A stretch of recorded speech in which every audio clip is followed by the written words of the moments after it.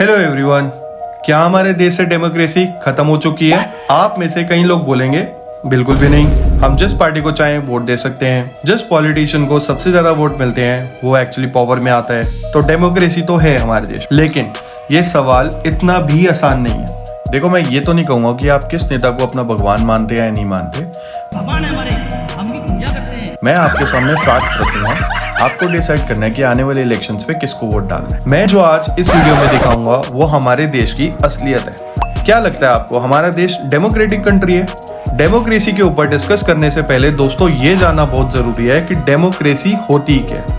Basic concept है, but बहुत सारे लोगों को मिसअंडरस्टैंडिंग है। कुछ लोगों को लगता है कि देश में अगर रेगुलर इलेक्शन हो रहे हैं और आप वोट डाल पा रहे हैं तो इसका मतलब आपका देश डेमोक्रेसी है। देखिए, इलेक्शन तो बहुत से देशों में होते हैं, सिर्फ इलेक्शन होने का मतलब ये नहीं है कि आपका देश डेमोक्रेसी है। इलेक्शन फेयर भी होने चाहिए और जनता के पास फ्री राइट भी होना चाहिए कि अपने पसंदीदा पार्टी को चुनने का और वोट देने का। क्या हमारे देश में इलेक्शन फ्री एंड फेयर तरीके से हो भी रहे हैं?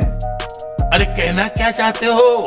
इलेक्शन कमीशन ऑफ इंडिया एक ऐसी ऑर्गेनाइजेशन है जिसका काम इलेक्शन को अनबायस्ड तरीके से कंडक्ट करवाने का होता है।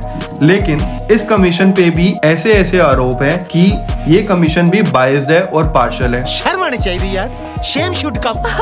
क्या इसे ही डेमोक्रेसी बोलते हैं? अभी खत्म नहीं हुआ, आगे देखो।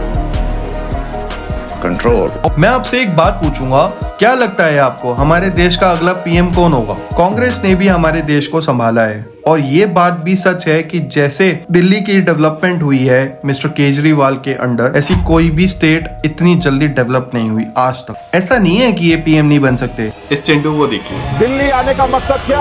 95% लोग वोट कर रहे हैं, ये लोग हंगामा करने दिल्ली आना चाहते हैं। 94% लोग कह रहे हैं कि जिसको दिल्ली आना है आ जाए, लेकिन आएगा तो मोदी ही दिल्ली की कुर्सी पर। ना जाने कौन सा वोट करवा रहा है, ना संख्या पता है, ना वोट करने वाला। करीब 42,000 वोटर्स ने वोट किया है, तो ये कोई छोटी संख्या नहीं है। ये 42,000 वोटर्स के दम पे कह रहा है कि आएगा तो सिर्फ मोदी।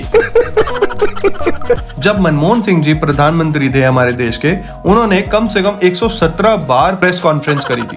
हमारे देश में आखिरी प्रेस कॉन्फ्रेंस 10 साल पहले हुई थी। क्या आपको ये फैक्ट पता था आज तक? जनता के पास पूरी ताकत है अपनी बात को सामने रखने की, लेकिन अगर लोगों से प्रोटेस्ट करने का अधिकार ही छीन लिया जाए तो क्या ही होगा इस देश का। इलेक्शंस आने वाले हैं, अपना वोट सोच समझ कर देना।